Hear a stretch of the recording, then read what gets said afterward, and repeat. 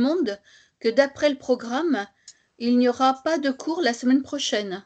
Oui, c'est Pâques, dimanche de Pâques. Alors, en général, j'essaie d'éviter les dimanches comme ça un peu trop spéciaux. C'est pour ça que vous voyez là, la date, elle est en rouge. Oui. De la prochaine séance. Et quand c'est en rouge, ça veut dire il y a quelque chose qui sort un peu de l'ordinaire, quoi. Non, et là, c'est pareil. Il n'y aura pas de séance début juin. Oui. Pourquoi d'ailleurs? Ah ben oui, c'est parce que je serai en Finlande. Oh, un beau voyage. Ouais. Ouais, j'aime bien les spirites de là-bas, sont vraiment très sympas. Mhm. Alors, ben, on va commencer par notre petite prière. Élever nos pensées vers Dieu notre Père, intelligence suprême et cause première de toutes choses, vers tous ces esprits qui nous envoient, esprits élevés, guides spirituels, anges gardiens, missionnaires, qui nous aident dans notre parcours, qui nous aident dans notre évolution, qui nous conseillent dans les choix que nous prenons au jour le jour, qui nous aident aussi à surmonter les difficultés, de façon à ce que nous puissions mieux connaître les lois de la nature et ainsi mieux pouvoir vivre en harmonie avec elle. Et donc nous les remercions pour l'occasion d'être réunis ce matin pour continuer ce module sur la réincarnation, que nous puissions bien comprendre ces enseignements, les mettre en pratique quand l'occasion se présente et on puisse ainsi donner l'exemple et on demande aussi que ces enseignements soient utiles pour les esprits qui pourraient se trouver parmi nous. Voilà. Nous sommes le 13, hein, dimanche 13. Il y a une couleur qui me dérange là, mais je ne sais pas. Je touche à rien, si ça marche. Dimanche 13/4, donc on a vu la semaine dernière la réincarnation, les fondements et la finalité de la réincarnation. Aujourd'hui, on va voir quelles sont les différentes preuves de la réincarnation. D'accord? Avant de voir la semaine, donc dans 15 jours, hein, pas le dimanche de Pâques, mais le dimanche d'après. Retour à la vie corporelle, la programmation de la réincarnation. Et la semaine d'après encore, donc ce sera déjà début mai, l'enfance et l'oubli du passé. D'accord? Donc ça se terminera les 4 modules sur ce sujet. Alors, preuve de la réincarnation.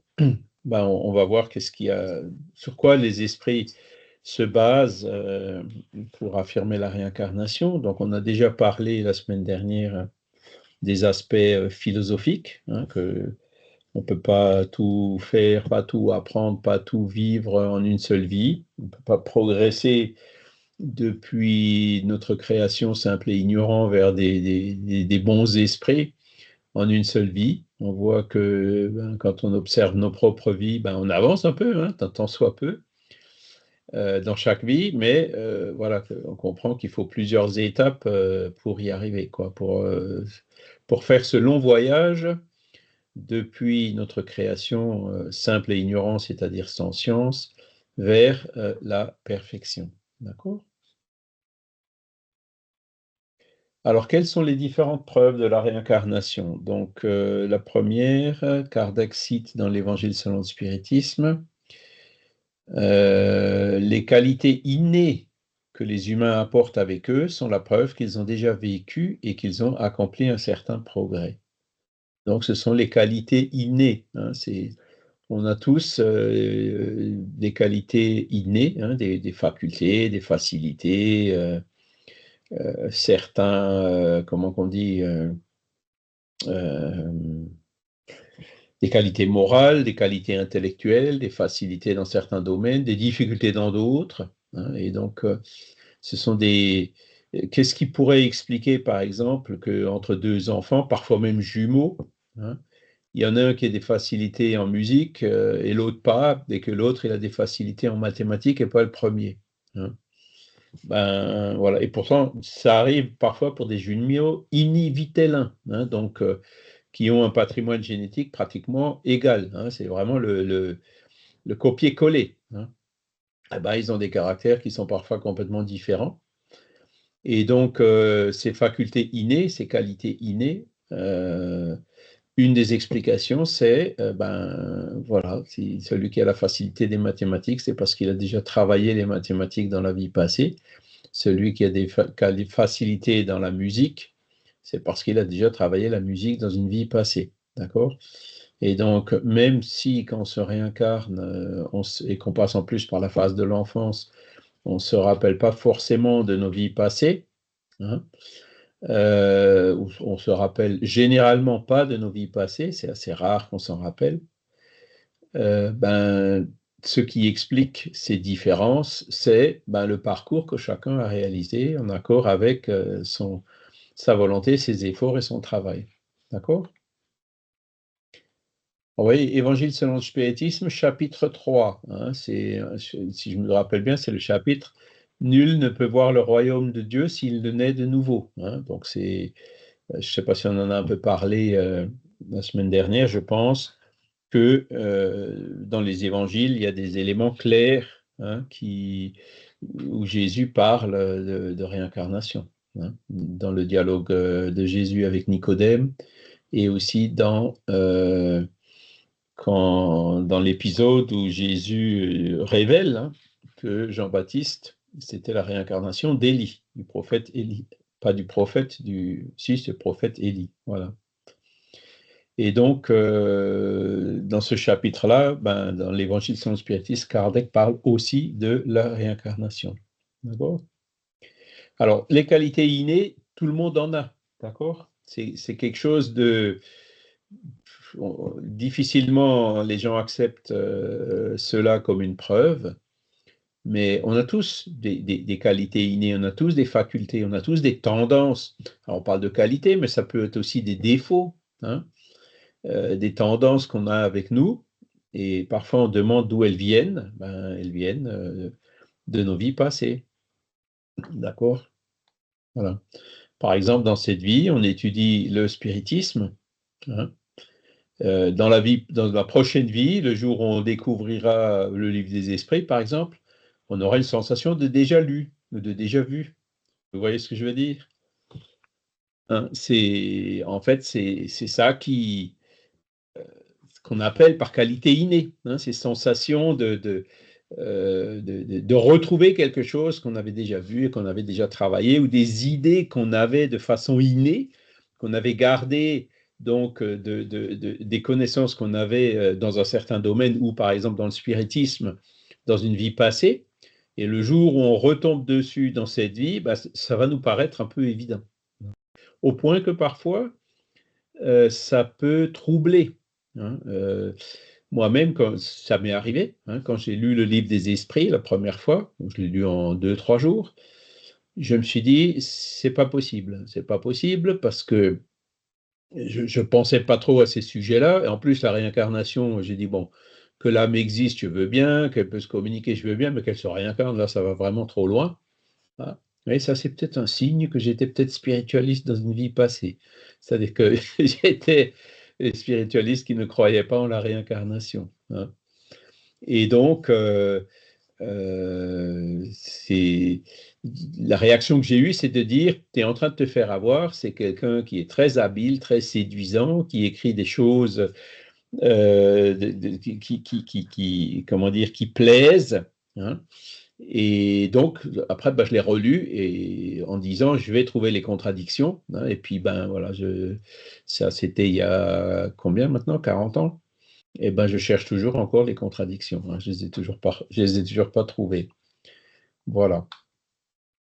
Donc, ce sont ces qualités innées. Je pense que quand vous vous observez vous-même, vous en rendrez compte assez facilement. Moi, je vois par exemple mon gamin. Hein, comme tout gamin, on lui donne des jouets quand il est petit, on lui donne des Legos. Il faisait des trucs qui étaient impressionnants, quoi. Hein, c'est-à-dire, il assemblait les briques, il préfabriquait, ensuite il assemblait des modules préfabriqués et tout. Je me suis dit, punaise, là, il y a quelque chose aussi. Hein, c'est certainement qu'il a travaillé ce genre de choses dans une vie passée, et puis là, effectivement, ça se révèle tout doucement, hein, à son rythme. Donc, pour tout ce qui est composition graphique, etc., ce genre de choses. Donc, voilà les qualités innées, hein. Donc, tout le monde, on en a, hein. C'est vraiment voilà, quelque chose de tout simple, hein, mais bon, les choses simples, ben, il faut, quand on cherche à les expliquer, ben, on trouve des éléments. Ensuite, deuxième catégorie de preuves, les souvenirs spontanés ou provoqués d'existences passées sont des évidences de la réincarnation. Donc, vous voyez, les souvenirs spontanés ou provoqués. Spontanés, ça veut dire, tiens, je me rappelle de quelque chose. Et pourtant, je n'ai pas fait ça dans cette vie. Et pourtant, je me rappelle que c'était vraiment moi. Et, hein, que, voilà, ben, ça peut être des souvenirs d'une vie antérieure. Alors, spontané, c'est quand ça vient comme ça, de façon spontanée, comme le mot l'indique, ou alors provoqué. Provoqué, ben, vous savez que par l'hypnose, par exemple, hein, ou par le magnétisme, on arrive à faire de sorte que certains sujets régressent dans une vie antérieure. Oui, Magali? Oui, j'aurais aimé avoir votre avis par rapport à l'hypnose parce que j'ai lu dans le livre des esprits que, bah, on va le voir après, c'est les séances suivantes, mais l'oubli du passé est nécessaire. Sinon, on aurait beaucoup de mal effectivement à vivre avec, toutes nos erreurs sur la conscience, dans cette vie, incarnée. Mais, est-ce que la pratique de l'hypnose, pour justement se souvenir de ces vies antérieures ou pour, souvent pour objectif de débloquer des peurs inconscientes, est-ce que vous pensez que c'est une bonne chose ou est-ce que vous pensez qu'il vaut mieux éviter de le faire? Alors, c'est une bonne question. Effectivement, c'est ce qu'on appelle en fait les thérapies régressives, hein, Mmh. en général. Les thérapies régressives ont montré leur efficacité dans certaines phobies, par exemple, hein. Claustrophobie, agoraphobie, la phobie des animaux, ce genre de choses. Donc, il y a des personnes, hein, enfin, j'en connais surtout un, hein, c'est comment il s'appelle déjà, je me souviens plus de son prénom, qui s'appelle Prieto Pérez, qui était venu aussi nous donner des conférences dans les congrès médecine et spiritualité. Et il a fait une conférence sur ce sujet, hein, sur les thérapies régressives. Je vous rappelle que toutes ces vidéos sont maintenant disponibles sur la chaîne YouTube Médecine et Spiritualité du mouvement Spirit francophone, hein. Et donc lui, il explique que voilà, une personne par exemple qui a une claustrophobie, il arrive par l'hypnose ou par le magnétisme à faire que cette personne régresse dans une vie passée, raconte l'épisode qui a causé cette hypnose. Donc, par exemple, elle est décédée dans un éboulement ou dans un immeuble ou quelque chose qui s'est effondré sur elle, dans un milieu confiné, quelque chose comme ça, hein. Et ensuite, bon, ben, donc le praticien de ce genre de choses, c'est faire de sorte que la personne recule dans ses mémoires, mais il faut aussi qu'il la ramène dans le présent, hein. Et ensuite, une fois que le traumatisme a été découvert, il faut qu'il ait les compétences pour pouvoir, euh, une fois que la cause est identifiée, OK, qu'est-ce qu'on fait avec, hein? C'est-à-dire, on identifie la cause, mais il faut encore la thérapie, c'est-à-dire faire de sorte que la personne se défasse de cette phobie, vous voyez? Et donc ça demande, ben, c'est pour des psychologues, c'est pour des psychothérapeutes, c'est pour des psychanalystes et autres, hein, qui savent comment faire pour aider la personne dans le présent à se défaire de cette phobie. Donc vous voyez, c'est pas uniquement la régression pour voir ce qui s'est passé, c'est aussi, OK, j'ai vu mon passé, qu'est-ce que je fais avec? Si vous retournez dans le passé et que vous vous rendez compte que vous avez commis un crime dans le passé, un crime affreux, OK, vous revenez dans le présent, qu'est-ce que vous faites avec? ça peut vous traumatiser s'il n'y a pas de traitement adéquat pour vous permettre de vivre avec ça. Vous voyez ce que je veux dire? Donc, c'est pour ça que ces pratiques-là, bon, personnellement, je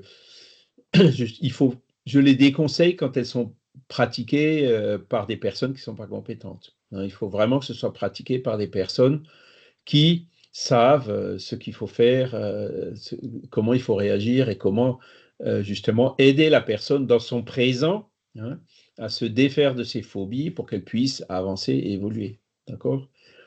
Parce qu'après, bon, il y en a beaucoup qui voudraient bien le faire par curiosité. Ah tiens, je voudrais bien savoir si j'étais Jeanne d'Arc ou Ça. Charlemagne ou Toutankhamon ou je ne sais quoi. Hein. Non, si c'est par simple curiosité, là, franchement, je déconseille de le faire. Voilà. D'accord. Et du coup, oui, ça répond finalement, ces pratiques, il vaut mieux les faire avec des médecins, comme vous avez dit, psychologues, psychothérapeutes, psychiatres, etc., parce qu'ils ont la formation pour nous accompagner et éviter de le Ça. faire avec des médiums ou des thérapeutes, mais qui, en tout cas, ne sont pas habilités à, parce qu'il y a beaucoup de, vous savez, dans les médecines, j'ai pas le bon terme. Euh, Alternative? oui, voilà, merci. Les médecines Parallèle? alternatives, il y a beaucoup de praticiens qui proposent ce genre de pratique. Et c'est vrai on peut être un peu curieux et avoir envie de savoir certaines choses. Et c'est là où il faut être prudent, si je comprends bien, très prudent. Exactement. Ouais, ça peut Ok. être dangereux. Hein. La personne Ok. peut en revenir plus traumatisée, avec plus Hmm, de problèmes qu'avant de savoir. Hein. Donc, d'accord. il faut que le praticien sache, il soit suffisamment compétent pour savoir qu'est-ce qu'il faut faire avec, pour que, au lieu d'augmenter le problème, au contraire, ça le réduise. Mais il y en a qui arrivent. Le Prieto Pérez, là, dont je vous parlais, lui, donc en gros, c'est son métier, hein, puisqu'il est médecin diplômé. Donc, il arrive à aider énormément de gens grâce à ces thérapies régressives. Hein. Donc là, on parle des souvenirs provoqués, hein, c'est-à-dire que par l'hypnose, par la suggestion, il fait que la personne régresse dans ses vies antérieures. Le père de la régression, en fait, c'est le colonel Albert de Rocha. Est-ce que vous avez déjà entendu parler de Albert de Rocha? Voilà. Eh ben, c'est lui qui a, à la fin du 19e siècle, réalisé ses premières expériences avec un sujet qu'il arrivait à faire régresser sur plusieurs vies, etc., avec des choses qui se répercutaient du passé, qui se répercutaient sur le présent. Enfin, voilà, il a fait une étude il en a écrit plusieurs livres d'ailleurs, hein, de ces thérapies régressives. Euh, donc, voilà. Alors, lui, il le faisait évidemment dans un but d'étude, hein, pour prouver justement la réincarnation. Hein. C'est-à-dire que la personne, elle donnait des éléments sur sa vie passée. Je m'appelais un tel ou une telle, j'ai vécu dans telles conditions, j'ai souffert telle ou telle chose, je suis décédé dans telle et telle condition, je suis enterré à tel et tel endroit, donnait plein de détails, des choses qu'elle ignorait complètement dans son conscient, dans son présent.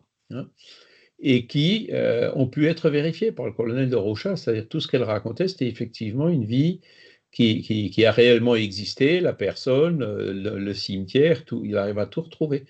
Hein, donc, pour montrer que ce que disait la personne, c'était quelque chose de réel. D'accord? Gio? Bonjour Gio. Bonjour Charles, ça va? Ça va, merci Écoutez, et je toi? voulais, euh, j'ai un peu de le rhume, foi, Ah bon, ça, ouais. la légion pollen, ça va aller. Il va pleuvoir, donc Et ça va écoutez, s'améliorer un peu. il pleut un peu ici au Luxembourg, je dis merci à la nature.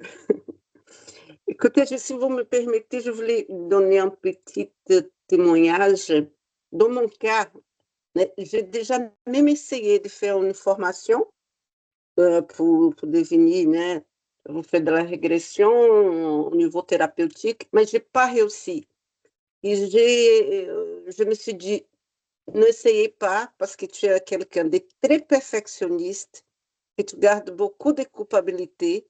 Alors, c'est-à-dire, même que je trouve le meilleur professionnel, ça va me causer des dégâts. Je sens déjà. Donc, il faut voir, si tu as déjà quelqu'un qui est difficile à vivre dans ta culpabilité, si tu trouves déjà des choses qui vont te faire plus de mal, je pense qu'il ne faut pas essayer. Et aussi, je voulais retourner dans le cas que tu as dit, des enfants qui, on dit, doués. Et on est dans un processus de transition planétaire. Est-ce que on ne voit de plus en plus des enfants comme ça qui ont ces dons? C'est une, comment dire ça en français, un signe de ce processus de transition planétaire. Tu as compris la question? Oui, alors, ben, donc, ben, par rapport à la première chose que tu disais, c'est tout à fait pertinent, hein. C'est-à-dire que moi, personnellement, je ne veux pas savoir ce que j'étais dans les vies passées. Ça ne m'intéresse pas du tout d'aller voir. Parce que plus on recule, moins on était évolué, plus on a fait de bêtises. Donc, moi, je ne veux pas savoir les bêtises que j'ai faites dans les vies passées, quoi. Donc, voilà, c'est mon choix. Maintenant, et donc ça, le praticien des thérapies de vie passée, il faut aussi qu'il fasse cette analyse, hein, avant de se lancer dans la suggestion pour faire revenir la personne dans sa vie passée. Il faut déjà qu'il analyse la personne dans le présent pour voir si la personne elle est capable, comment dire, d'encaisser les informations qu'elle va découvrir ou qu'elle va recevoir, hein. Donc, c'est encore une précaution supplémentaire. Même le praticien donc, expérimenté va d'abord faire cette analyse de la personne dans son présent pour voir ses capacités à faire face à ces informations qui viennent du passé. Et si vous sentez que la personne n'a pas les capacités d'y faire face, il vaut mieux s'abstenir de faire la régression. Donc là, tu as raison aussi. Et le troisième aspect, c'est tu as parlé des enfants, qu'il y en a de plus en plus qui se rappellent des vies passées. Ben oui, la Terre évolue quand même, doucement mais sûrement, hein. Donc les esprits évoluent, et puis plus les esprits évoluent, plus ils se rappellent de leur passé de façon spontanée, hein. Donc ça aussi, ça fait partie, comment dire, des lois de la nature, hein. Voilà. Alors, sinon, il y a Franck qui a levé la main. Oui, c'était au sujet de la régression justement dans les thérapies alternatives qui sont extrêmement déconseillées, hein. Ça a même abouti par moments à des... Ça s'est terminé devant les tribunaux. Ouais, en particulier sur certaines personnes qui ont porté plainte comme ayant eu des abus sexuels étant enfants. Voilà, ça a été découvert par des thérapies qui ne sont absolument pas reconnues. Donc, être très très prudent avec ce genre de pratiques. Et puis, je trouve qu'en plus, ça s'inscrit un peu, c'est un peu incohérent par rapport à la nécessité justement de vivre notre vie sans chercher forcément à savoir ce qui s'est passé dans la vie précédente. Et d'ailleurs, à ce sujet, cette semaine, j'ai redécouvert, parce qu'en fait, je l'avais lu, j'avais un peu oublié, il existe un écrit gnostique du 3e siècle, 3e ou 4e siècle, je ne sais plus, qui s'appelle la Pistis Sophia, donc qui est attribuée à Valentin et que l'Église a bien sûr zappé et voilà, considéré comme sans valeur. La Pistis Sophia, en fait, c'est l'enseignement de Jésus à ses apôtres pendant tout le temps, après la résurrection et avant son ascension. Et dans cette Pistis Sophia, Jésus parle de la réincarnation. En fait, il parle du retour des âmes. Et il dit une chose qui est très, très, très intéressante, si l'on accorde du crédit à cet écrit, bien sûr, où il dit à un moment donné, lorsque l'âme revient, il est nécessaire qu'elle avale le breuvage qu'il avale le contenu de la coupe avec le breuvage de l'oubli. Mm. Je trouve ça magnifique comme phrase. Mais c'est pas on n'appelle pas ça le l'été, passer par le fleuve l'été qui permet justement d'oublier le passé. Oui. Hein, il y a Oui. plusieurs références à cette notion d'oubli du passé, quoi. Oui. Parce que cet oubli du passé, c'est une des principales objections de ceux qui sont contre la réincarnation. Ils disent, mais non, je ne me rappelle pas de mes vies antérieures, donc non. Alors que cet oubli des vies passées, elle s'explique par les raisons dont on vient de parler, là. Hein. Ce serait quand même assez traumatisant dans cette vie. Ça nous handicaperait pas mal de savoir qu'on a été un criminel ou un tortionnaire dans une vie passée, et puis qu'on se retrouve face à face avec les victimes qu'on avait, quoi. Ce serait difficile, ce serait assez lourd à porter. Et donc la deuxième explication, c'est que chaque fois, entre les deux, on change de dimension, et quand on revient dans ces changements de dimension, effectivement, la mémoire reste en fait dans l'autre dimension. Elle ne revient pas dans notre conscience, dans cette nouvelle vie, de façon systématique. C'est parce que là, les souvenirs spontanés ou provoqués. Donc, on a parlé beaucoup du provoqué par l'hypnose, les thérapies régressives, etc. Mais parfois, ces souvenirs sont spontanés, comme on va le voir d'ici peu. Et d'ailleurs, je vois que Christiane, elle a mis une référence sur un film qui s'appelle Les ombres du passé. Alors, la traduction du titre est abominable parce qu'en anglais, le film s'appelle Yesterday's Children, c'est-à-dire Mes enfants d'hier. Et je vous conseille de regarder le film parce que c'est basé en fait sur une histoire réelle d'une personne qui vivait aux États-Unis et qui avait des réminiscences, qui se souvenait d'un lieu, d'église, d'une famille, des enfants, des choses comme ça. Et à force, elle est allée rechercher, elle a retrouvé le village en Irlande de sa vie passée, et elle a même retrouvé donc ses enfants de la vie passée qui évidemment étaient des personnes âgées à ce moment-là, alors qu'elle était plus jeune qu'eux. C'est donc basé sur un cas réel. Donc c'est un film que je conseille fortement parce que ça explique, qui illustre très bien les souvenirs spontanés. Ouais, Franck, tu voulais ajouter quelque chose? Oui, non, c'était simplement une petite image. En fait, c'est un peu comme un enfant qui va passer d'une classe à l'autre dans son parcours scolaire. Il peut lui arriver d'avoir des souvenirs spontanés de quand il était en 5e ou quand il était en 6e alors qu'il est en terminale. Bon, ça fait partie de son histoire. Voilà, mais quand on est en terminale, on n'est pas là en train toujours de vouloir savoir ce qui s'est passé quand on était à la maternelle, quoi. Alors, les souvenirs dans notre propre vie, déjà, c'est aussi assez énigmatique, puisque il y a des fois des épisodes dont on se rappelle très bien, d'autres dont on ne se rappelle plus du tout. Puis d'un coup, il y a des événements qui font que ceux qu'on ne se rappelait plus du tout, on s'en rappelle de nouveau. Hein, les souvenirs, c'est un archive auquel on n'a pas toujours accès, mais qui est là, qui reste. Donc même les souvenirs de cette vie, parfois, on n'arrive pas systématiquement à y accéder. Donc les souvenirs d'une vie antérieure sont dans un niveau de notre inconscient, de notre subconscient, je ne sais pas trop comment le dire, encore plus profond, et donc auquel on a encore plus de difficultés d'accès. Mais parfois, on se rappelle spontanément. Christiane? Alors, le micro. Oui, excusez-moi. Oui, moi, ce que je voulais vous dire, quand j'avais dans ma trentaine d'années, j'étais toujours à la recherche de la vérité et j'ai rencontré Patrick Drouot, dont je vous ai mis un de ses livres, parce que ça, c'était un qui correspondait à cette époque-là, où il faisait des expériences et il proposait donc aux gens de rechercher dans ses vies antérieures le pourquoi d'un problème ici-bas. Donc, on faisait ça. Bon, moi, j'ai ramené certaines choses. Il nous faisait faire l'expérience de juste avant de venir nous incarner. Donc, moi, j'ai vécu aussi des choses magnifiques avec des guides qui vous envoient toute l'énergie dans le chakra, là. C'était d'une beauté extraordinaire.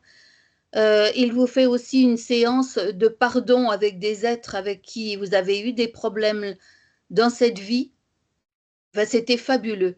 Donc, c'est pour ça que je vous ai mis son livre. Bon, maintenant, Patrick Drouot, il a beaucoup évolué, à tel point que moi, je n'arrive plus à le suivre. Mais le livre-là, il rapporte un petit peu ce genre d'expérience que personnellement j'ai faite et que je me souviens avec émotion. Merci beaucoup. Mais de rien. Merci pour ce témoignage et pour cette référence. Alors, alors là, c'est Hernani Guimarães Andrade qui nous parle. Donc, c'était un ingénieur brésilien qui a fait des recherches, notamment sur la réincarnation, mais pas que, au Brésil. Là.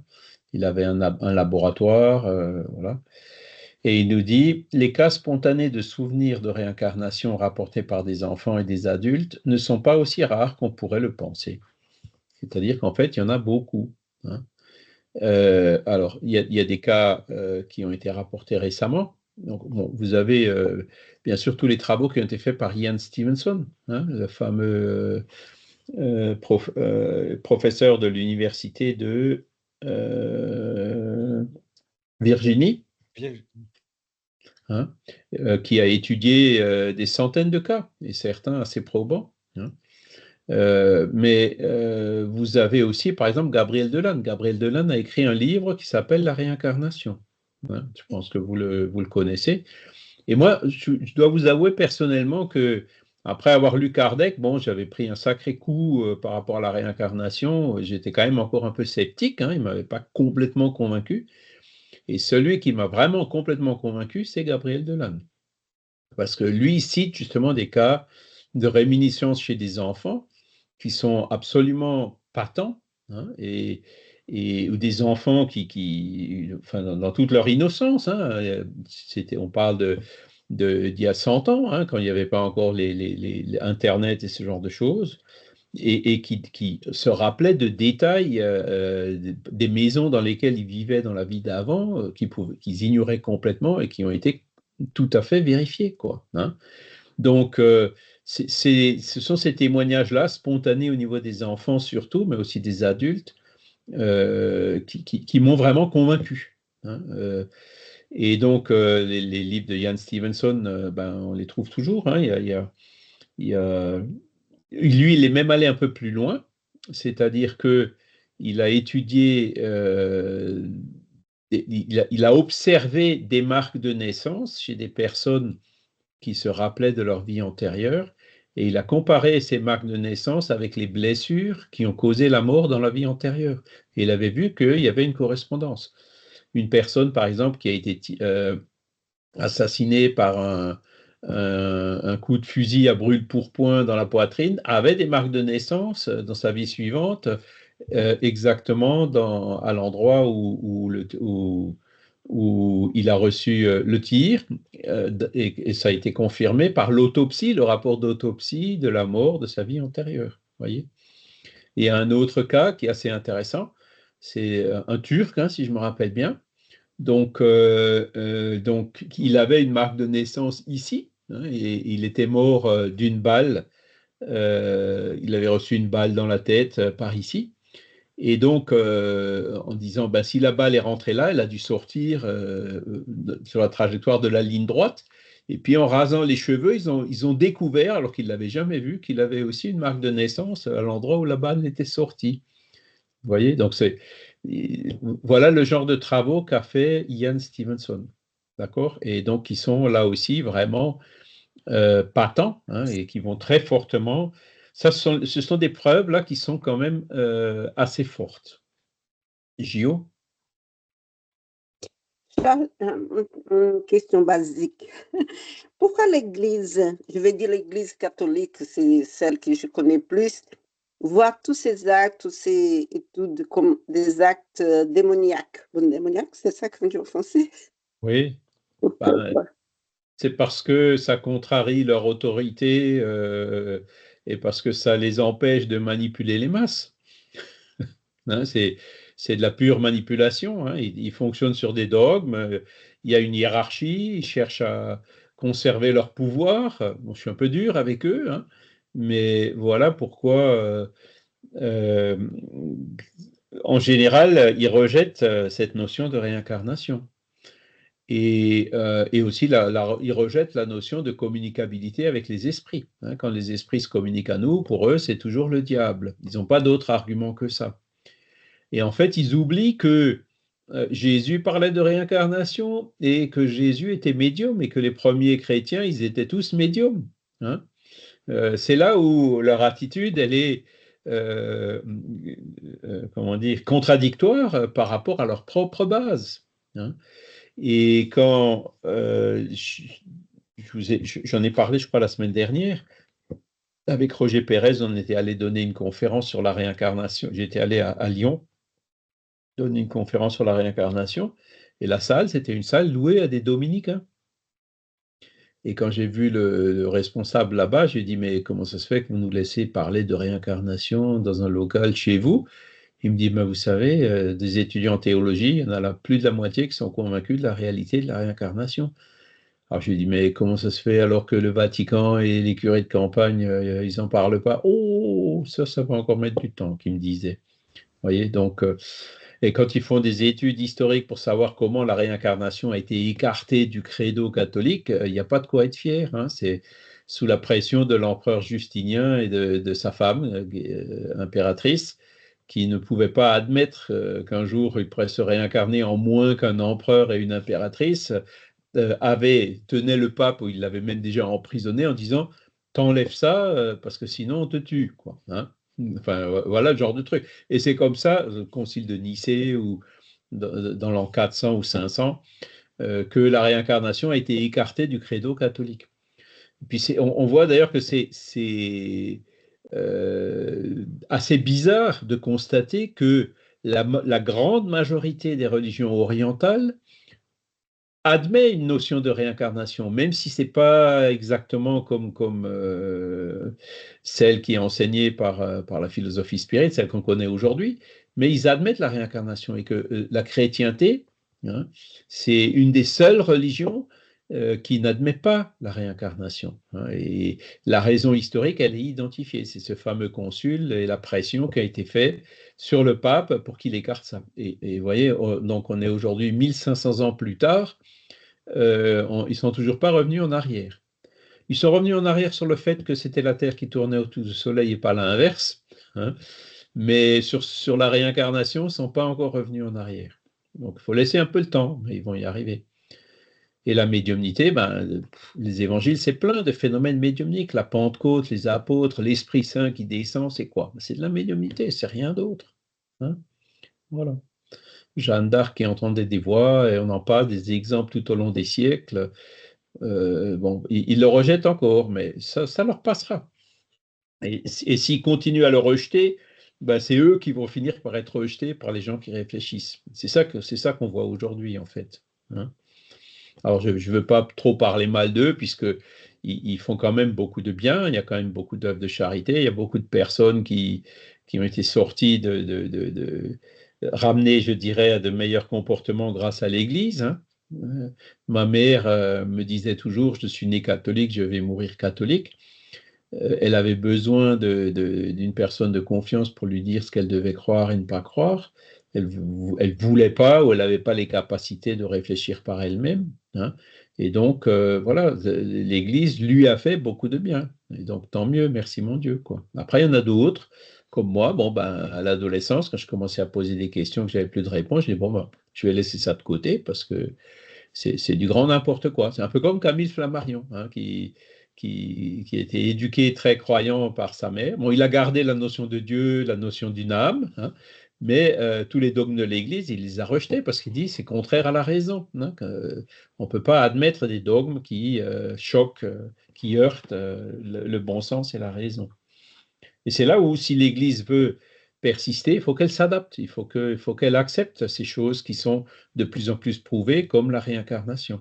Et d'ailleurs, quand il me disait que 50% des étudiants en théologie l'acceptaient, ça prouve que, voilà, il y en a qui réfléchissent et que le moment va bientôt arriver.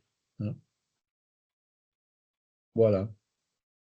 Et aujourd'hui, vous avez, alors Ian Stevenson, il est décédé en 2007, mais son laboratoire continue et c'est un autre professeur qui lui a succédé, qui s'appelle Jim Tucker. Et vous pouvez de temps en temps trouver des documentaires ou des témoignages qui sont faits. Un que j'ai vu récemment, c'est un petit garçon américain, hein, qui avait des cauchemars et qui se rappelait, qui donnait de plus en plus de détails sur ses cauchemars, comme quoi il était pilote d'un avion, que l'avion s'est écrasé, etc. Et il a fini par donner beaucoup de détails en disant voilà comment s'appelait l'avion, voilà où c'était. J'étais pilote de chasse dans l'armée américaine à l'époque de la guerre au Japon, etc.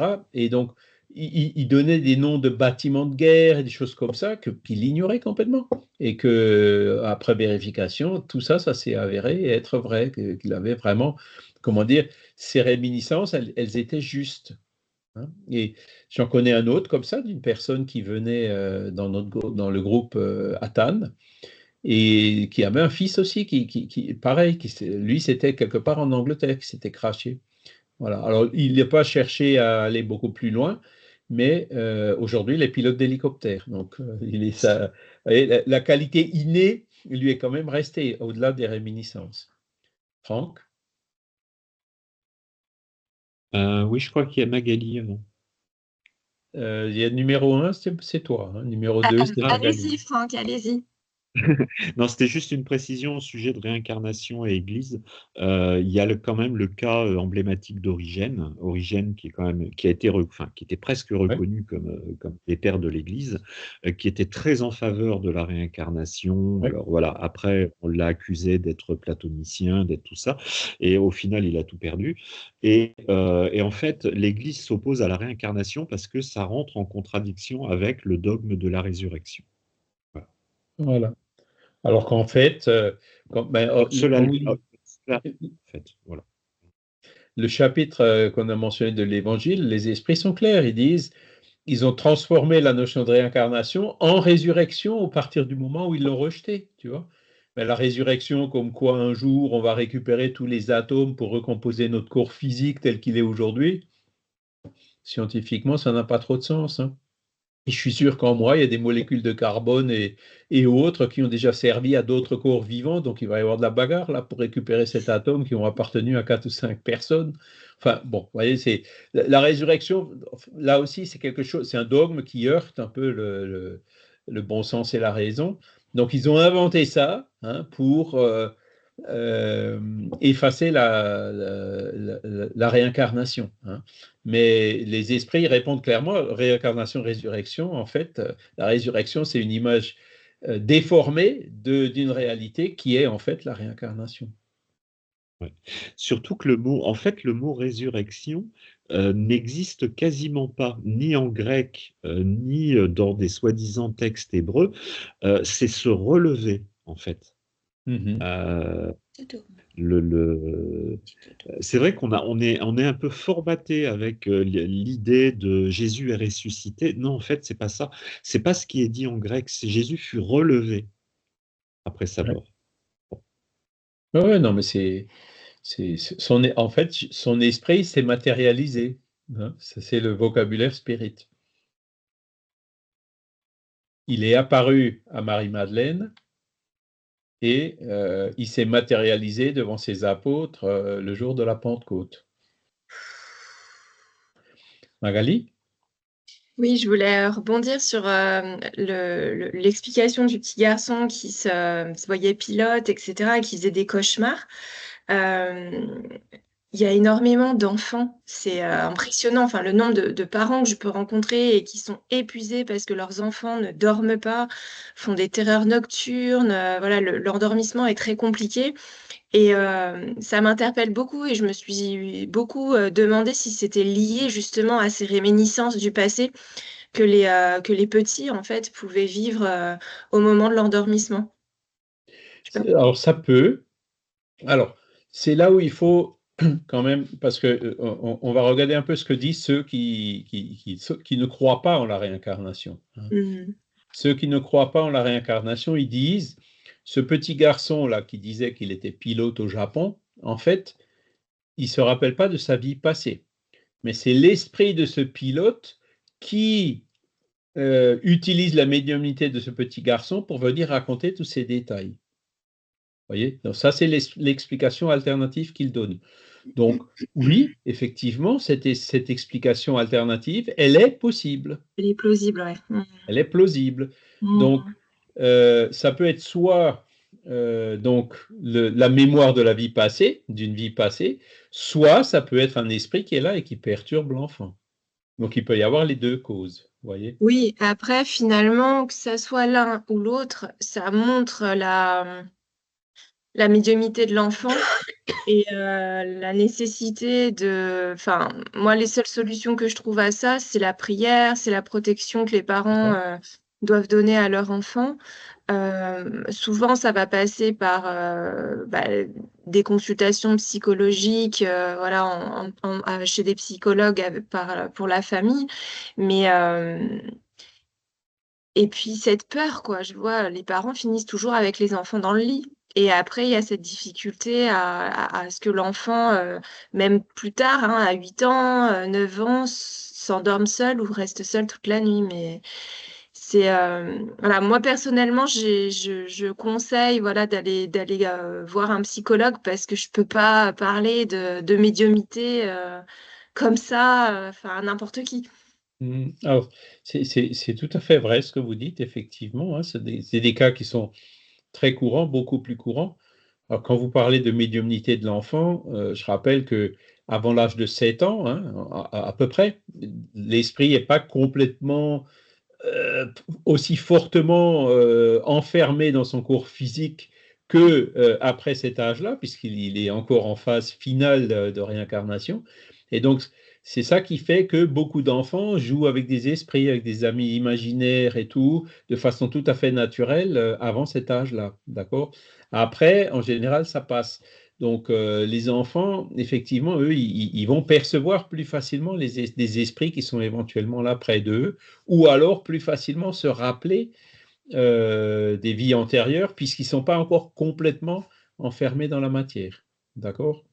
Et donc, souvent, il y a des enfants qui se rappellent de leur vie passée. Après, quand ils deviennent plus âgés, ils ne se rappellent plus du tout. Les souvenirs s'effacent complètement. Oui, Hein. c'est ça. Donc, et pareil, les enfants qui voient des esprits dans leur chambre, au bout d'un certain temps, ne les voient plus. Hein. Et nous, on a eu la même chose avec le nôtre. Hein. Il criait, il disait, mais qu'est-ce qui se passe? Ben, je vois des bonhommes noirs. Ah, c'est quoi ces bonhommes noirs? Ils sont gentils ou ils sont plutôt menaçants? Ah, ils me font peur. Bon, bon, bon. Tiens, au fait, aujourd'hui, tu te rappelles, tu nous as fait des crises, là. Tu n'étais pas toujours très gentil pendant toute la journée. Est-ce que c'est peut-être par rapport à ça que les bonhommes noirs sont venus?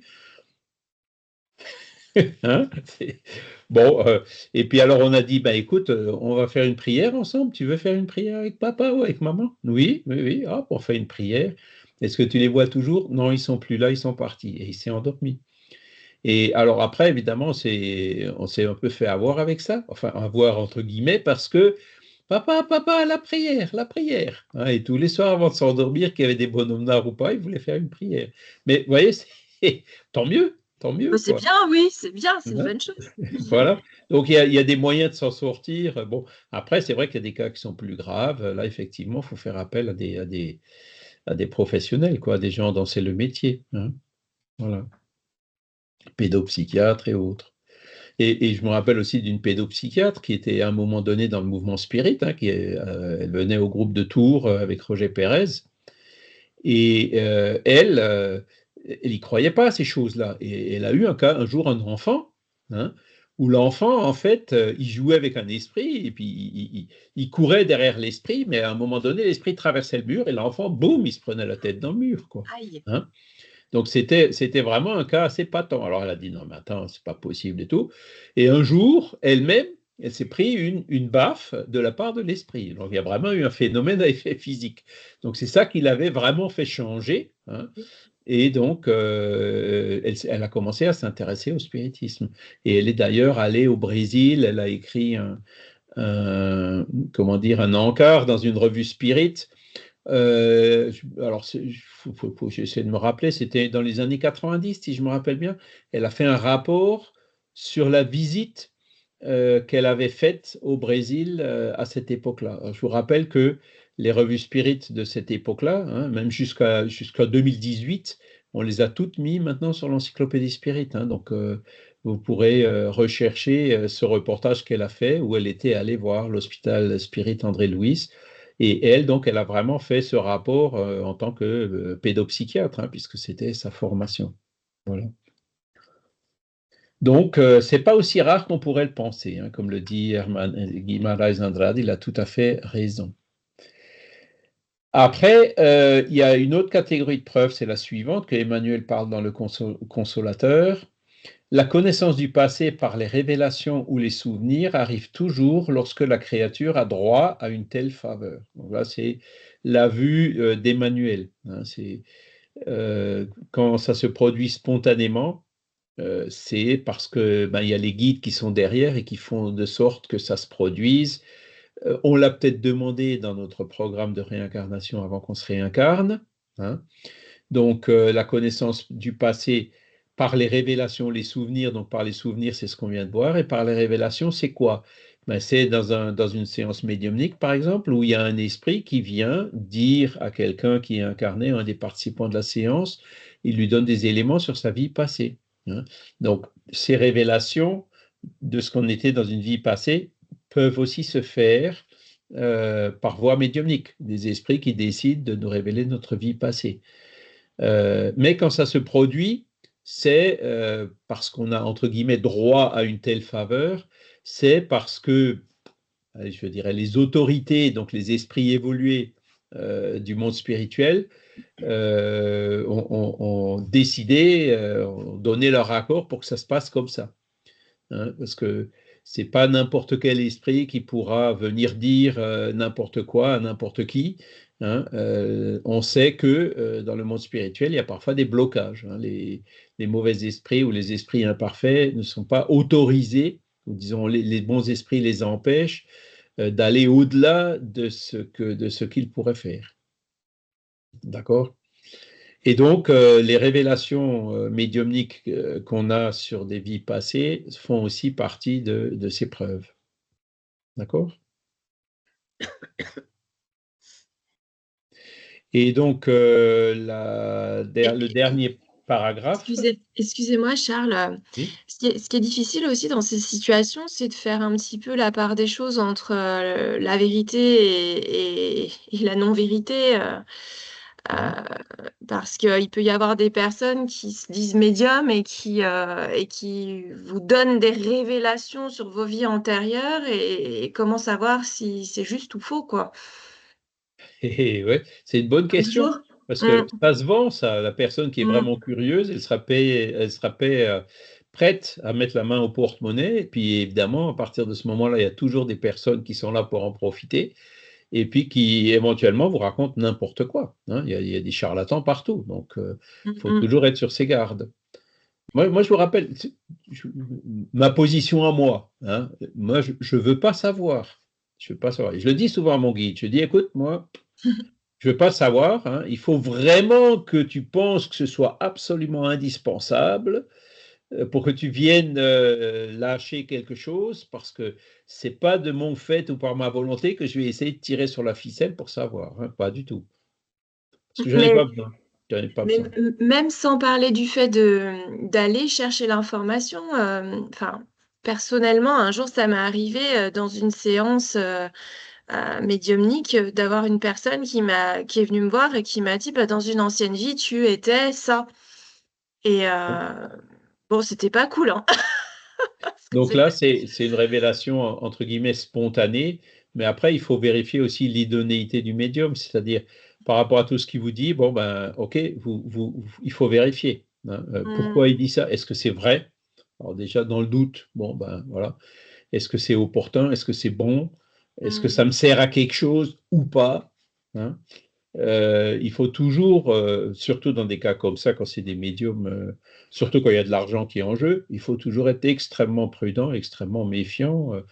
On ne pêche pas par excès de prudence dans ces cas-là. Hein. Si on croit aveuglément tout ce que nous disent, comment dire, des personnes dont la bonne foi peut être mise en doute, on est mal. Hein. Il faut toujours être très prudent par rapport à ce qu'ils disent. Moi, ça m'est aussi arrivé, hein, des gens qui m'ont dit, tiens, ton guide, c'est un tel, Paul Langevin d'ailleurs. Voilà. Paul Langevin. Ah bon? Alors, j'ai quand même acheté un livre sur lui, j'ai regardé. Voilà, mais ça me fait une belle jambe, quoi. C'est peut-être lui, c'est peut-être pas lui. Je pense pas que c'est lui, mais bon, peu importe. Tiens, mon guide, il est quand même là. Hein. Et puis les moments difficiles de ma vie, il était présent, donc voilà.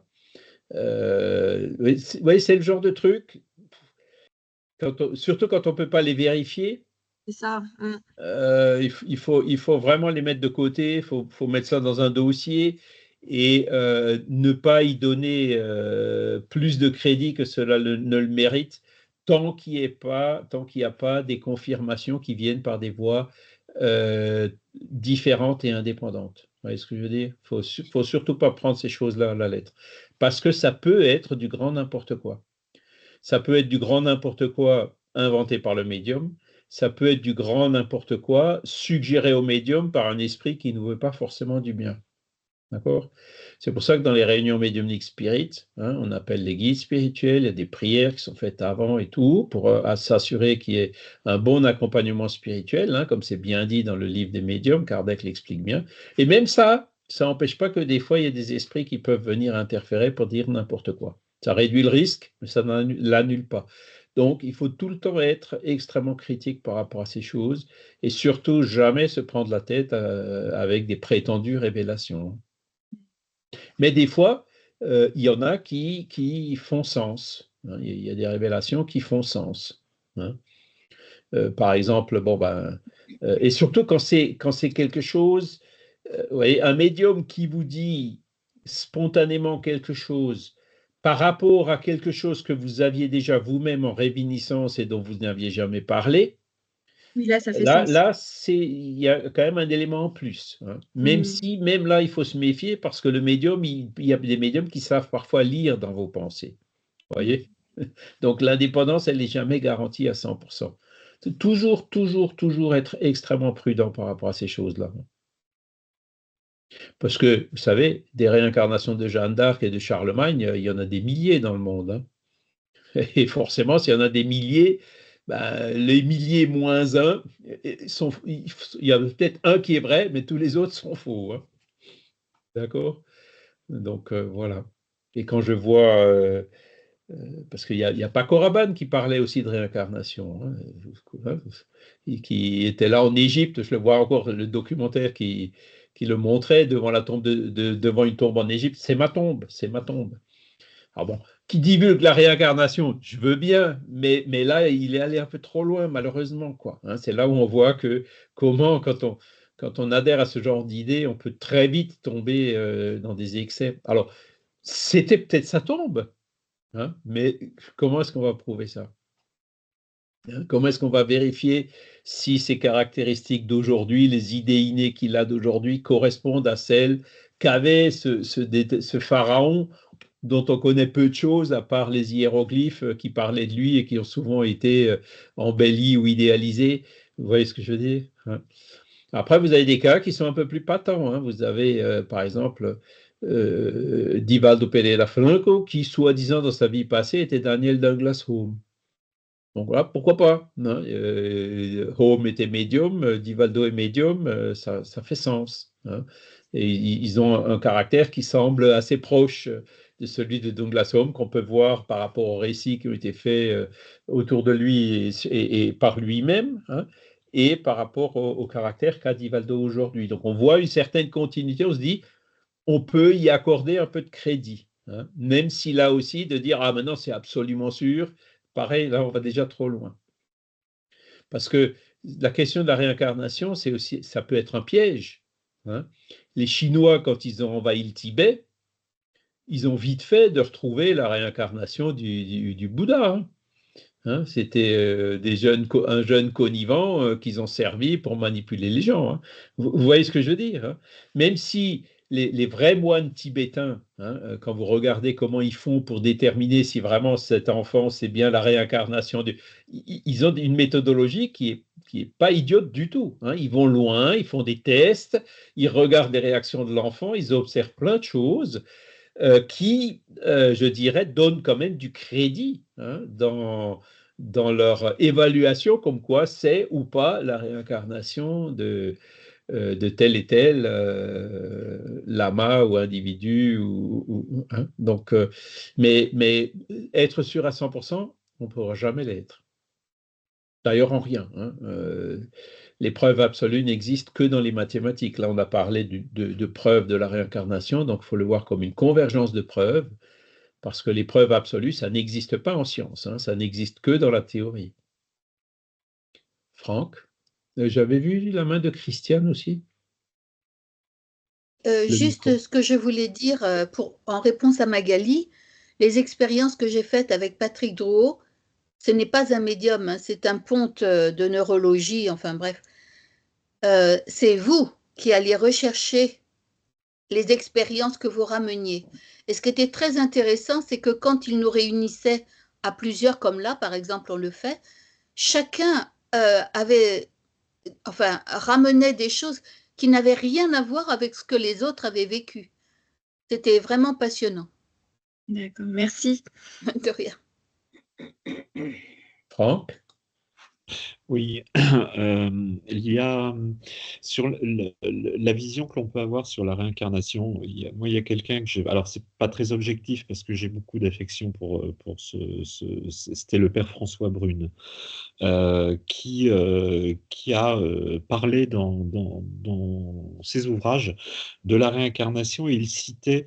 En fait, il avait une approche qui était assez intéressante. Il disait que la réincarnation, c'était pas forcément le retour dans un corps physique, ça pouvait être aussi un esprit qui se réincarnait à travers la vie d'un individu sans l'influencer. Hein.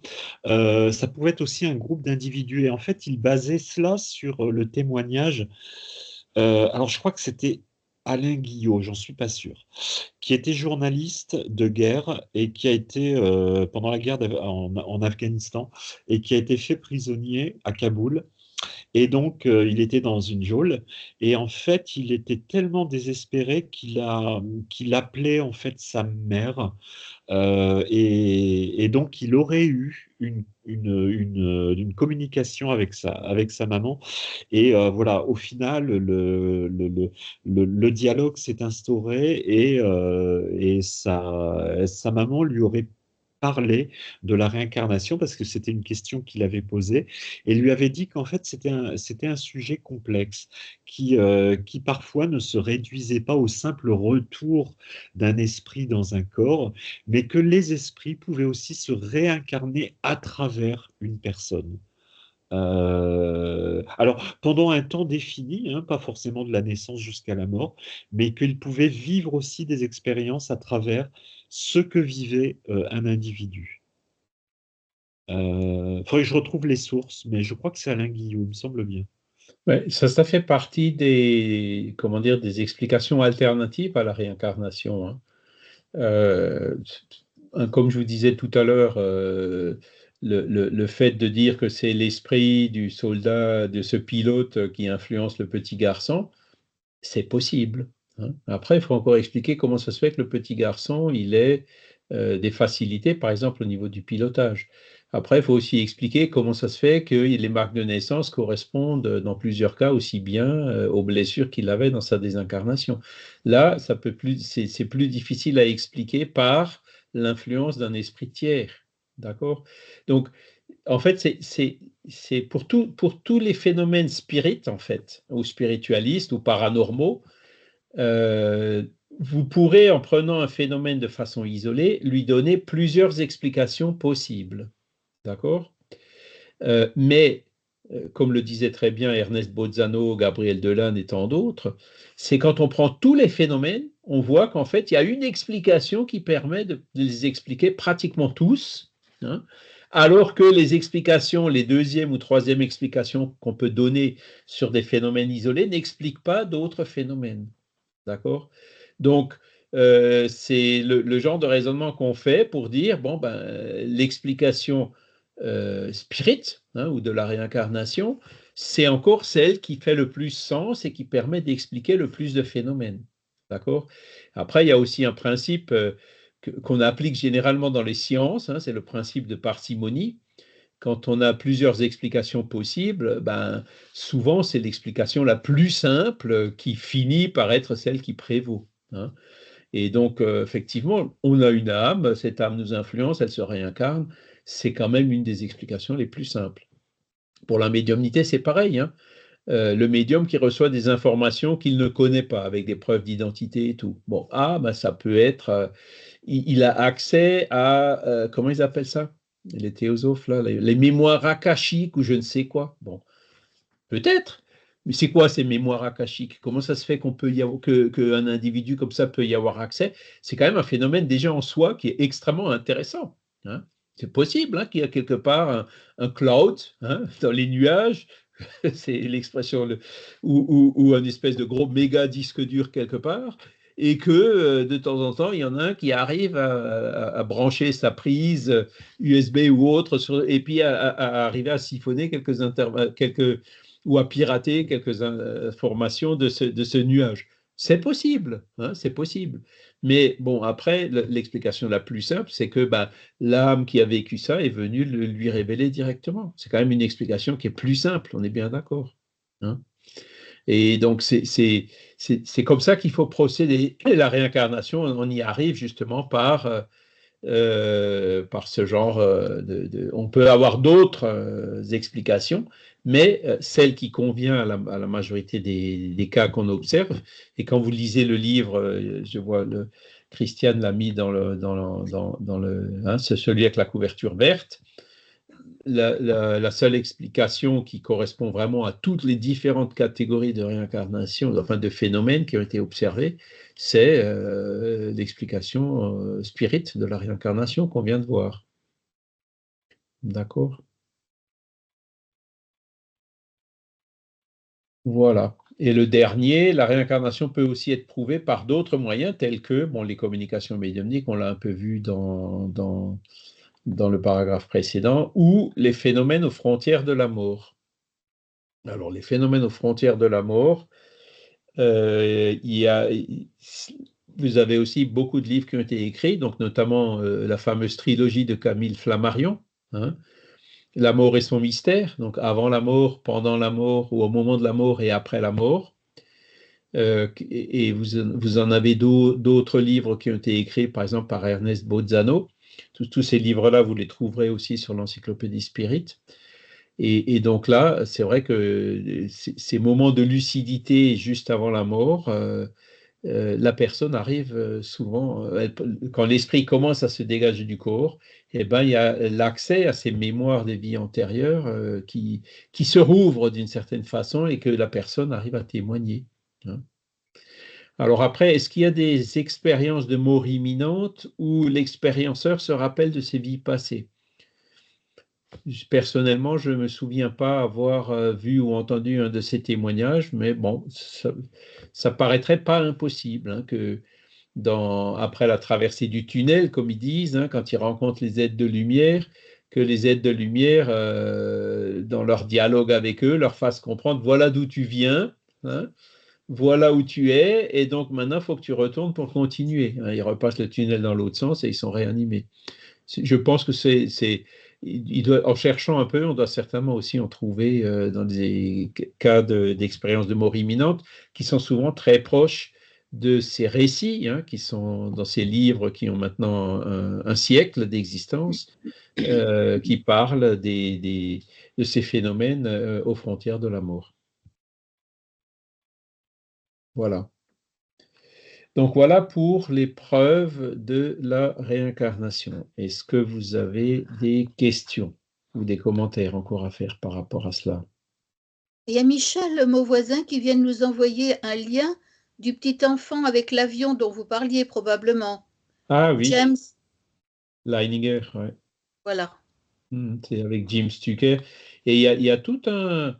Il y a eu un film, un reportage aussi que j'avais vu un jour, je me souviens incapable de dire sur quel canal, qui a été tourné. Et puis, les parents ont emmené l'enfant au Japon visiter. Et l'enfant leur dit, ah ben, il y a ça, il y a ça, il y a ça, il y a ça. Et ils ont découvert sur place, il a eu encore beaucoup d'autres réminiscences, quoi. Et il a même retrouvé, je crois, un vétéran,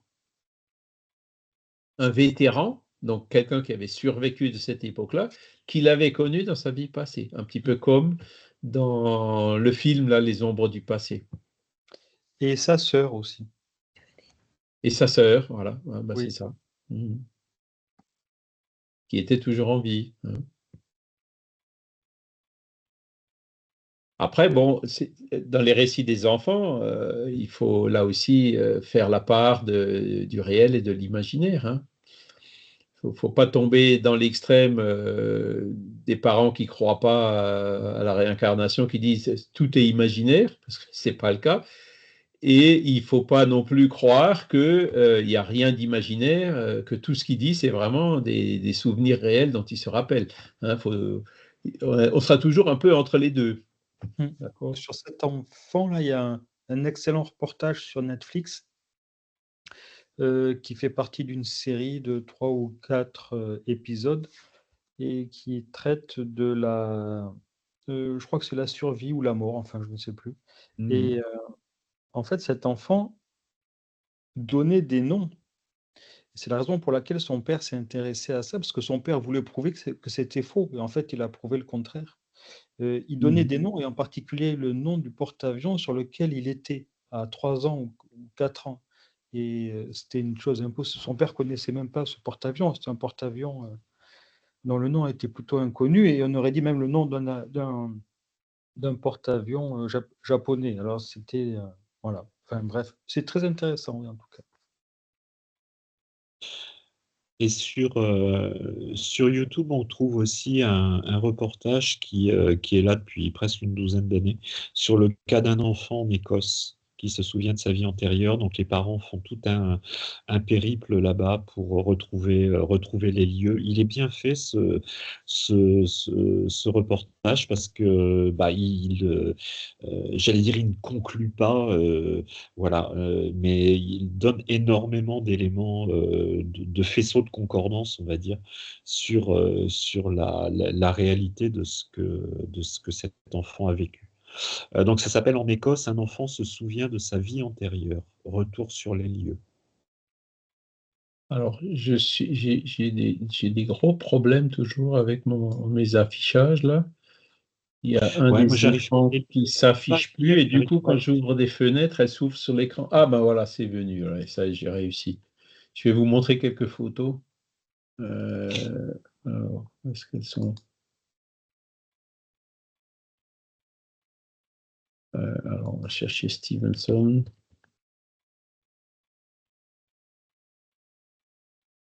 Voilà, bon, c'est en anglais, mais ça ne dérange pas. Ah, c'est peut-être pas moi, ça.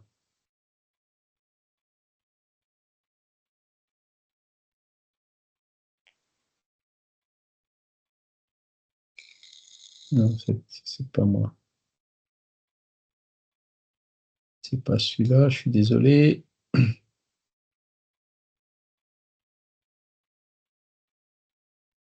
Ah non, c'est pas ça non plus. Je vais finir par les retrouver.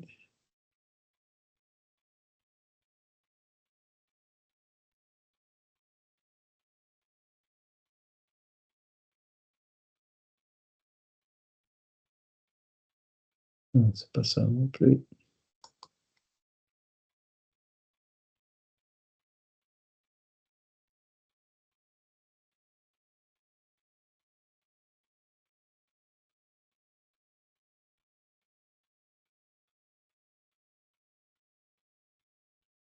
On va prendre celui-là, un peu ancien, mais...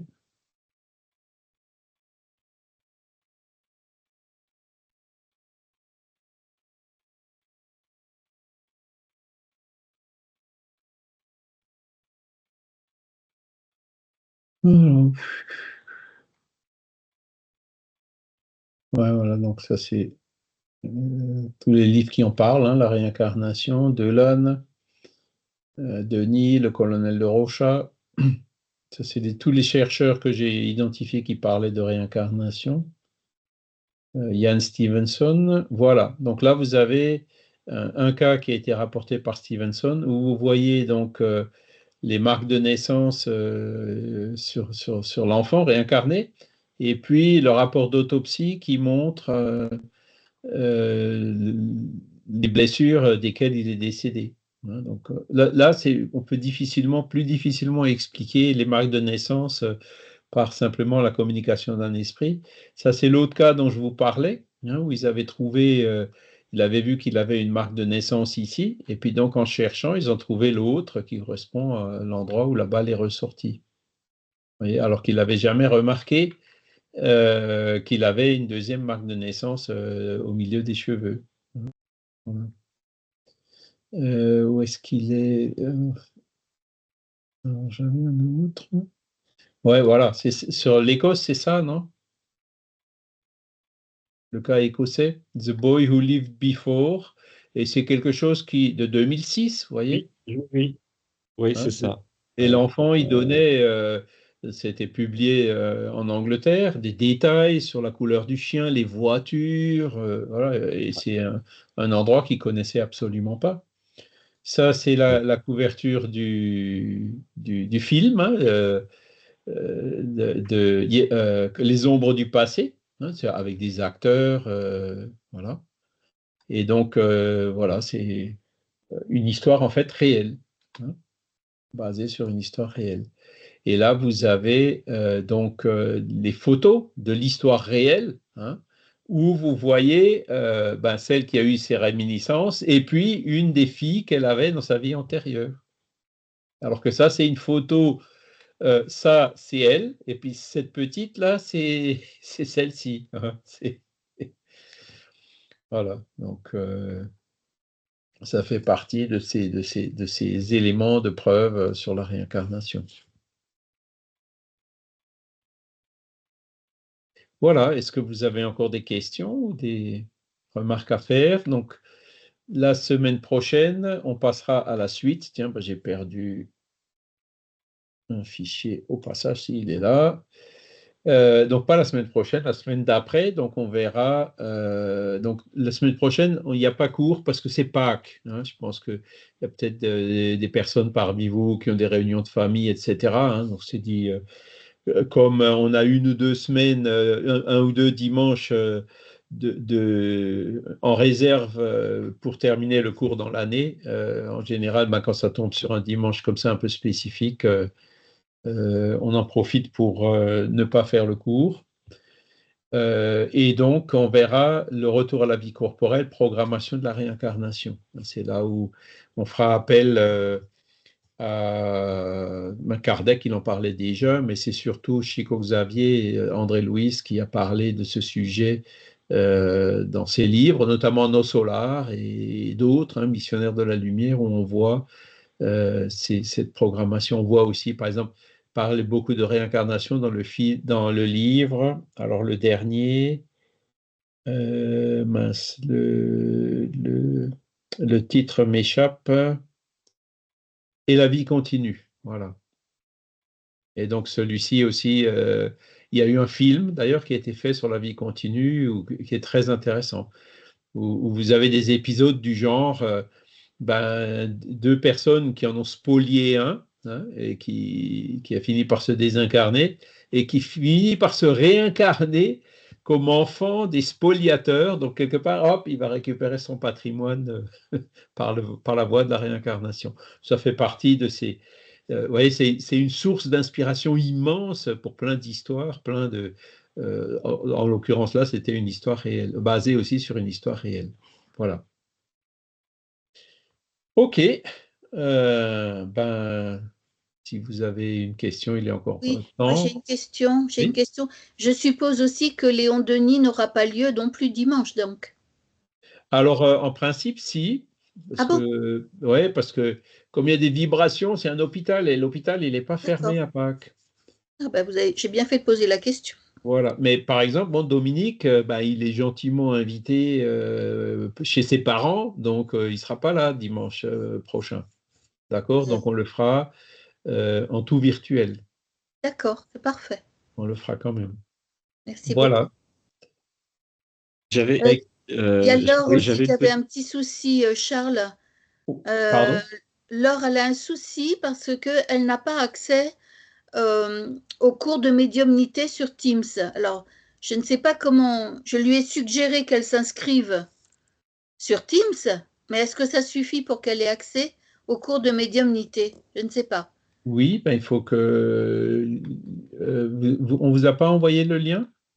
Si? Elle assiste au cours. Vous êtes là, Laure? Oui, oui, je suis là. Bon. Alors, expliquez votre cas, s'il vous plaît. Non, mais quand je clique sur le lien, en fait, je ne sais pas si ça me donne vraiment accès à toutes les... Enfin, la conversation, tout ça, j'ai pas réussi, en fait. En fait, Parce que Laure, elle a accès aux cours de médiumnité comme en ce moment, mais ce qu'elle souhaiterait, c'est avoir accès à tous les cours qu'il y a sur les Teams. enregistrements, c'est ça? Voilà. Ouais, ouais, c'est ça. D'accord. Ah, C'est moi pas le aussi, ça même me... lien, là, effectivement. Le premier lien, c'est un lien Teams comme celui-ci. Là, les enregistrements, on les met sur YouTube, donc il suffit d'aller chercher sur YouTube. Pas la Alors que les cours de Charles. médiumnité, on les a pas mis sur YouTube, on Non. les a mis dans un répertoire, et donc c'est un lien vers ce répertoire, un SharePoint quelque part. Alors, je ne l'ai pas, moi, celui-là. Hein. Ah, alors attendez, Non. je vais essayer Euh, de... merci Laure, parce que j'avais la même demande. Bon, mais est-ce que Bougez ce pas, serait pas plus simple, Charles, qu'elles aient accès aux cours comme moi, par exemple?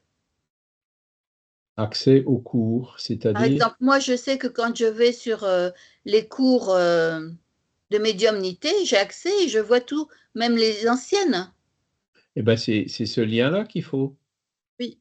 Je ne sais pas comment je fais moi. Moi, je vais directement sur Teams et j'y suis. Mais je ne vois pas de lien à leur communiquer. Ah oui, parce que vous, d'accord, c'est parce que vous êtes, vous avez une adresse @LMSF, là, c'est pour ça que Oui, vous avez accès. Les enregistrements restent effectivement enregistrés dans... Non, mais alors, comme, comment dire, vous faites partie de l'entreprise, enfin de l'entreprise du LMSF. De l'équipe. Donc, effectivement, les personnes qui sont extérieures au LMSF, il faut leur donner le lien. alors Alors, celui-là, attendez, je ne l'ai pas. je vais essayer de vous le donner. Alors, j'espère que... Ah, bah ça y est, parce que j'avais un des écrans qui était un peu récalcitrant, donc les fenêtres qui se mettaient sur cet écran-là, je ne les voyais pas. Et comme j'ai réussi à débrancher l'écran, maintenant je les vois. Alors, attendez, je vais essayer de vous l'envoyer tout de suite. Alors, cours médiumnité, voilà, c'est ça. Donc, je fais clic droit. Clic droit. Alors, je vois un sablier. Ah, c'est gentil. Alors par Voilà. contre, je crois que Jean-Pierre m'avait dit qu'il ne fallait pas les mettre sur le net. Fallait pas les communiquer, ces cours-là. Oui, ben on les avait, parce que, bon, autant le cours qu'on fait là, effectivement, il n'y a pas d'objection à le publier, autant le cours sur la médiumnité, ben, on ne sait jamais trop ce que les gens font avec, quoi. Donc, effectivement, c'est pour ça qu'on a choisi de ne pas le mettre en public sur YouTube. On les a mis sur un répertoire qu'on peut accéder via un lien. Alors, attendez, hop. Voilà. Copier le lien. CTRL V. Voilà. Essayez de voir ce lien qui est dans le... Alors, je vais cliquer dessus pour voir où ça m'amène. Alors, effectivement, Mouvement Spirit, SharePoint. Ah oui, eh ben, je ne l'avais pas. Je vais le mettre tout de suite dans mes favoris.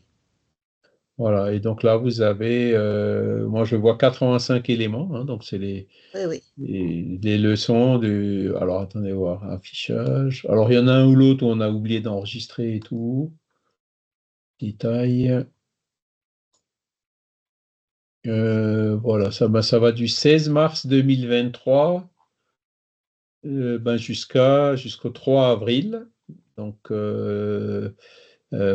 tiens, ben voilà, je vais en profiter pour déplacer celui, voilà, il est là, de la semaine dernière. Voilà, donc ça va jusqu'au 10 avril, normalement. Charles? Oui, Oui, bonjour. Oui, vous parliez des cours, excusez-moi, vous parliez des cours de 20h45, c'est ça, de la médiumnité. de 19h45. 19h45. Oui, alors aujourd'hui, j'ai eu du mal, comme vous l'avez vu, à me connecter. Je crois que je suis passée sur Edge parce que j'ai fait un transfert, un copier-coller, enfin, bon, je ne sais plus comment j'ai fait. J'y suis arrivée. Mais je pense que le lien, la dernière fois, vous ne l'aviez pas envoyé, vous m'avez simplement envoyé le calendrier. Et je pense que pour ce cours-là du dimanche matin, je pense que c'est vous qui pouvez m'envoyer le lien sur mon Gmail, mon adresse mail pour m'y connecter, parce que je suis Je dans l'ai un fait. état.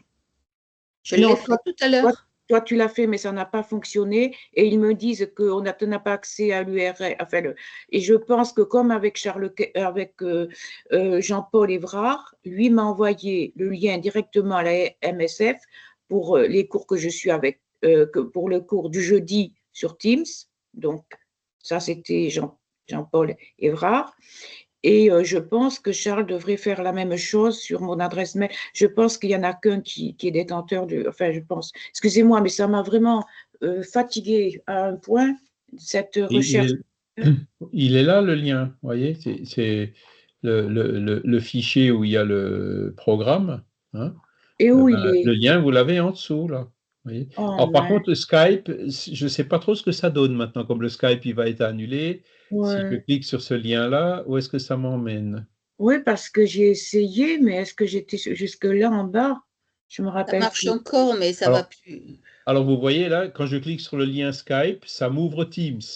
Oui, oui. Hein, vous voyez mon écran. Hein. Mm. Donc, si je lui dis ouvrir, Il qu'est-ce marque que ça va me télécharger. donner? Donc, ça va m'emmener sur Teams. Ouais. Alors, voilà. Alors là, le problème qu'on a, nous, c'est que j'ai mon compte perso et j'ai mon compte LMSF. Donc, Microsoft, il a un peu de mal à gérer ça. Ouais. Alors, venez voir, est-ce que c'est le bon, là? Voilà, ce lien n'est plus valide. Oui, enfin, c'est comme ils me disent aussi. Alors, je me connecte. Et puis, donc, il m'ouvre un autre truc. Dans 15 jours, on verra bien si j'y arrive tout de suite. Alors Skype, pour moi, ça marche encore. Hein. Moi aussi, mais bon. Chez moi, il n'existe plus. Et puis, voilà, donc là, je suis en train de me reconnecter. Donc, en fait, les liens Skype, apparemment, fonctionnent encore, mais renvoient sur Teams. Vous voyez? Oui, Et oui. donc là, c'est quoi qu'on cherchait? Pour l'étude, Cherchez le lien pour que Françoise puisse se connecter et que vous lui envoyez par mail. Ouais. Alors, médiumnité. Alors là, j'ai le Skype du jeudi, l'ancien. Hein, donc, et donc. Parce qu'aujourd'hui, je me suis vraiment mis par terre là, pendant 3 quarts d'heure. Je n'arrive pas à récupérer. Alors, est-ce qu'on peut chercher? Alors, études. Et quand vous m'avez vu au téléphone tout à l'heure, c'est parce que j'étais au téléphone avec Françoise pour essayer de trouver une solution. Ouais. Tu vois, Christiane, je ne me suis pas énervée, j'étais patiente, et puis j'ai fait le copier-coller vers Edge comme tu m'as conseillé, oui. Mais je ne sais pas comment j'ai fait ce transfert. Quelquefois, de changer de serveur comme Firefox, Google ou Edge, ça simplifie le problème et ça ouvre. Oui, ça s'est ouvert, mais je ne sais pas comment j'ai fait. Enfin, je sais que j'étais suivi ton idée qui était la meilleure, la bonne. J'y suis arrivée, mais je ne saurais plus, peut-être, c'est noyé dans. Mais il suffit de changer de serveur et de recopier le lien, c'est tout. Quand vous changez de navigateur, parfois c'est un peu.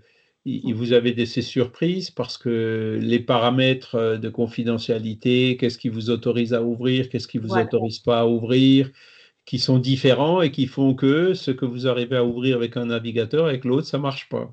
C'est ce que j'ai eu, c'est le problème que j'ai eu pendant les 3 quarts d'heure. Voilà, c'est ça. Après, il faut réautoriser. Oui, je suis c'est bien un site fiable, c'est bien ci, c'est bien ça. Et autoriser l'appareil. Avec le lien Skype, je suis bien arrivé dans ce qui était Skype et qui maintenant est sur Teams. Et donc, je trouve bien les derniers échanges qu'on a eus sur l'ancien groupe Skype qui est maintenant un groupe Teams de l'étude.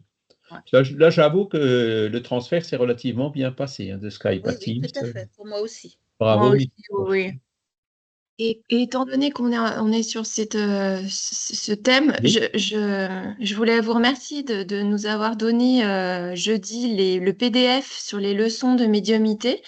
Oui. Et je voulais savoir s'il était possible, là j'ai reçu le PDF de la leçon 1 à 44, mais jeudi dernier on était sur la leçon 46, donc en fait j'ai pas la suite.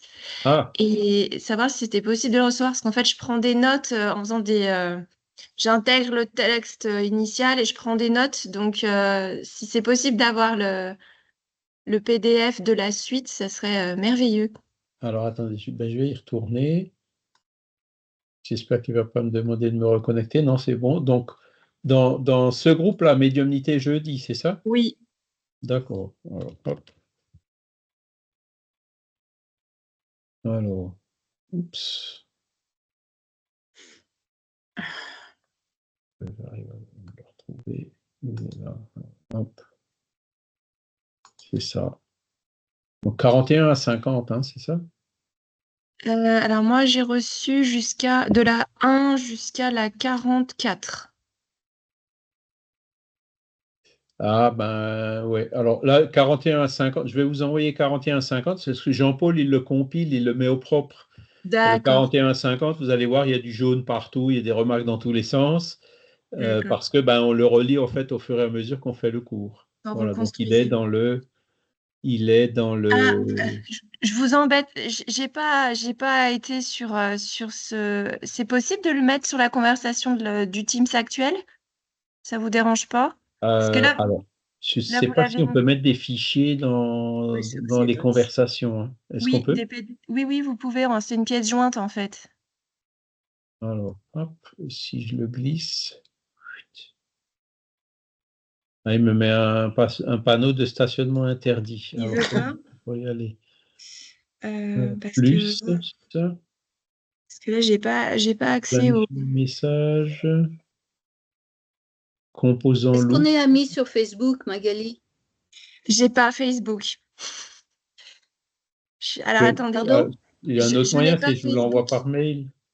Oui, si ça vous dérange pas. Je vous embête, je suis désolée. Ah, il n'y a pas de mal. Par contre, on peut arrêter l'enregistrement, je pense. Oui.